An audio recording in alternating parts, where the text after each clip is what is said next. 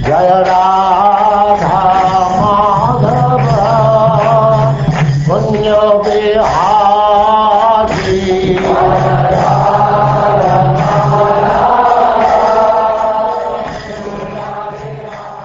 And now chapter 15, Parashuram, the Lord's warrior incarnation.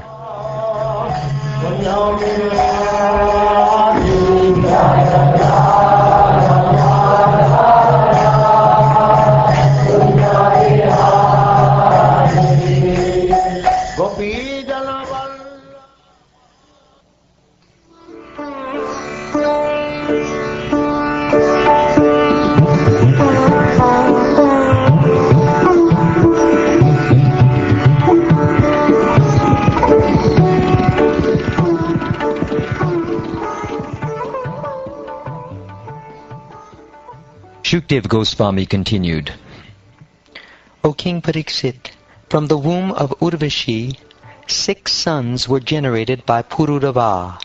Their names were Ayu, Shutayu, Satyayu, Raya, Vijaya, and Jaya.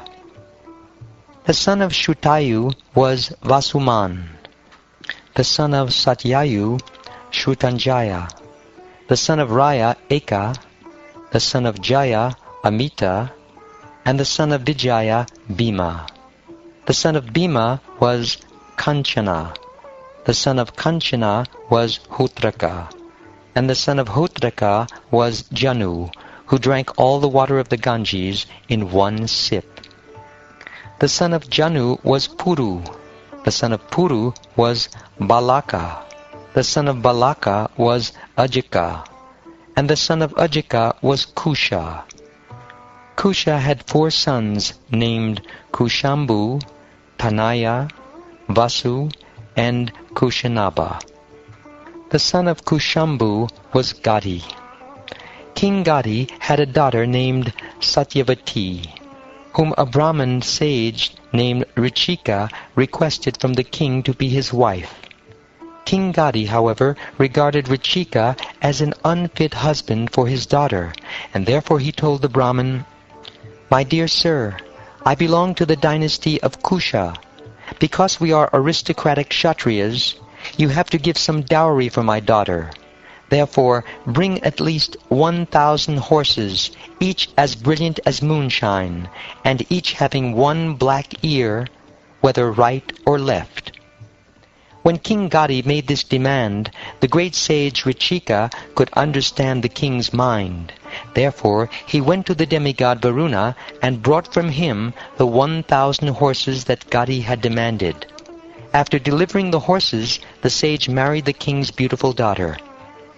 Thereafter, Richika Muni's wife and mother-in-law, each desiring a son, requested the Muni to prepare an oblation. Thus Richika Muni prepared 1 oblation for his wife with the Brahmin mantra, and another for his mother-in-law with the Kshatriya mantra. Then he went out to bathe.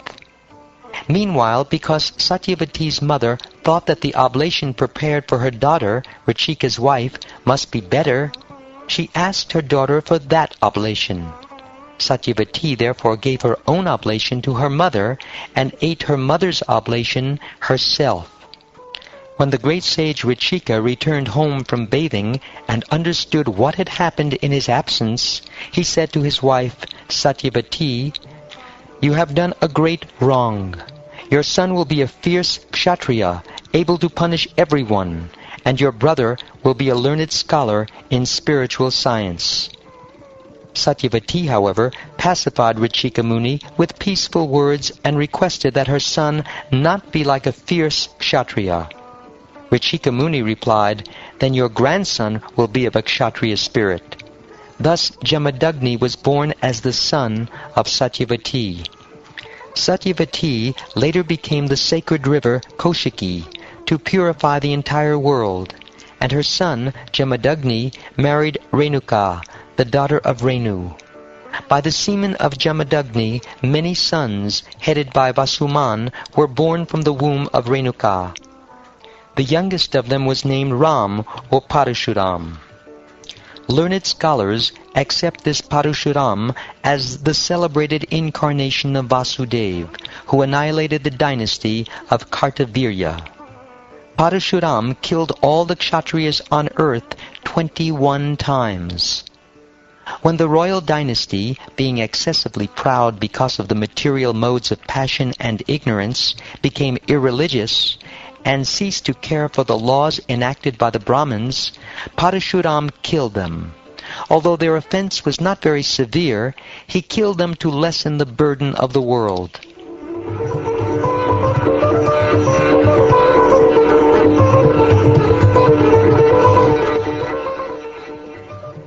What was the offense that the Kshatriyas, who could not control their senses, committed before Lord Parashuram, the incarnation of the Supreme Personality of Godhead, for which the Lord annihilated the Kshatriya dynasty again and again?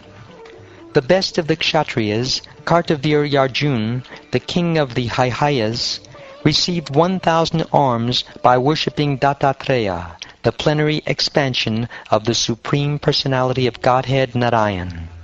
He also became undefeatable by enemies and received unobstructed sensory power, beauty, influence, strength, fame, and the mystic power by which to achieve all the perfections of yoga, such as anima and laghima.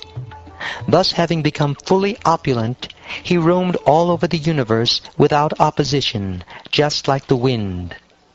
Once, while enjoying in the water of the river Narmada, the puffed-up Kartaviryarjuna, surrounded by beautiful women and garlanded with a garland of victory, stopped the flow of water with his arms.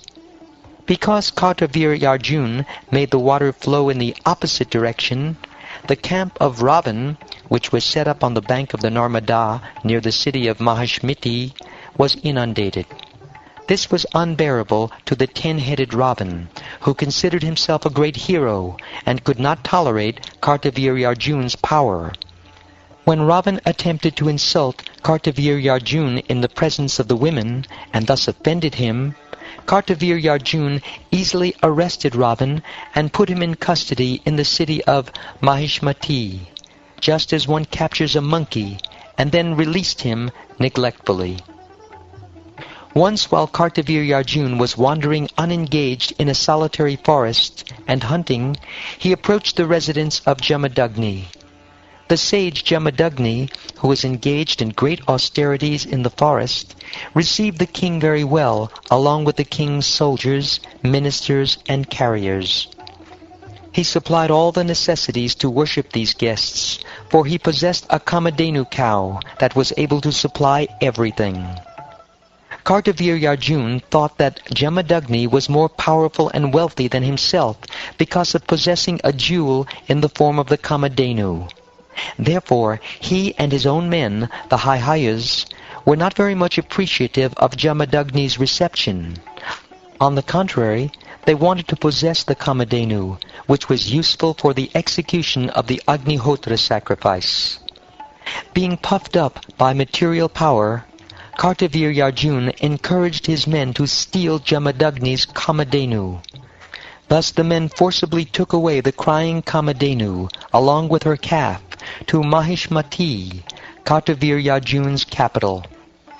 Thereafter, Kartaviryarjuna having left with the Kamadhenu, Parashuram returned to the ashram. When Parashuram, the youngest son of Jamadagni, heard about Kartaviryarjuna's nefarious deed, he became as angry as a trampled snake. Taking up his fierce chopper, his shield, his bow and a quiver of arrows, Lord Parashuram, exceedingly angry, chased Kartaviryarjuna just as a lion chases an elephant. As King Kartaviryarjuna entered his capital, Mahishmati Puri, he saw Lord Parashuram, the best of the Bhrigu dynasty, coming after him, holding a chopper, shield, bow and arrows. Lord Parashuram was covered with a black deerskin, and his matted locks of hair appeared like the sunshine. Upon seeing Parashuram, Kartavirya Arjuna immediately feared him and sent many elephants, chariots, horses, and infantry soldiers equipped with clubs, swords, arrows, rishtis, shatagnis, shaktis, and many similar weapons to fight against him. Kartavirya Arjuna sent 17 full Akshohinis of soldiers, or almost 2 million men, to check Parashuram. But Lord Parashuram alone killed all of them. Lord Parashuram, being an expert in killing the military strength of the enemy, worked with the speed of the mind and the wind, slicing his enemies with his chopper. Wherever he went, the enemies fell, their legs, arms, and shoulders being severed, their chariot drivers killed, and their carriers, the elephants and horses, all annihilated. By manipulating his axe and arrows, Lord Parashuram cut to pieces the shields, flags, bows, and bodies of Kartavirya Arjuna's soldiers, who fell on the battlefield, muddying the ground with their blood. Seeing these reverses, Kartavirya Arjuna, infuriated, rushed to the battlefield. Then Kartavirya Arjuna, with his 1,000 arms, simultaneously fixed arrows on 500 bows to kill Lord Parashuram. But Lord Parashuram, the best of fighters, released enough arrows with only one bow to cut to pieces immediately all the arrows and bows in the hands of Kartavirya Arjuna. When his arrows were cut to pieces, Kartavirya Arjuna uprooted many trees and hills with his own hands, and again rushed strongly toward Lord Parashuram to kill him. But Parashuram then used his axe with great force to cut off Kartavirya Arjuna's arms, just as one might lop off the hoods of a serpent. Thereafter, Parashuram cut off like a mountain peak the head of Kartavirya Arjuna, who had already lost his arms. When Kartavirya Arjuna's 10,000 sons saw their father killed, they all fled in fear. Then Parashuram, having killed the enemy, released the Kamadhenu, which had undergone great suffering, and brought it back with its calf to his residence, where he gave it to his father, Jamadagni. Parashuram described to his father and brothers his activities in killing Kartavirya Arjuna. Upon hearing of these deeds, Jamadagni spoke to his son as follows. O great hero, my dear son Parashuram, you have unnecessarily killed the king, who is supposed to be the embodiment of all the demigods. Thus you have committed a sin. My dear son, we are all Brahmins, and have become worshipful for the people in general because of our quality of forgiveness. It is because of this quality that Lord Brahma, the supreme spiritual master of this universe, has achieved his post. The duty of a Brahmin is to culture the quality of forgiveness, which is illuminating like the sun. The Supreme Personality of Godhead, Hari, is pleased with those who are forgiving. My dear son, killing a king who is an emperor is more severely sinful than killing a Brahmin. But now, if you become Krishna conscious and worship the holy places, you can atone for this great sin.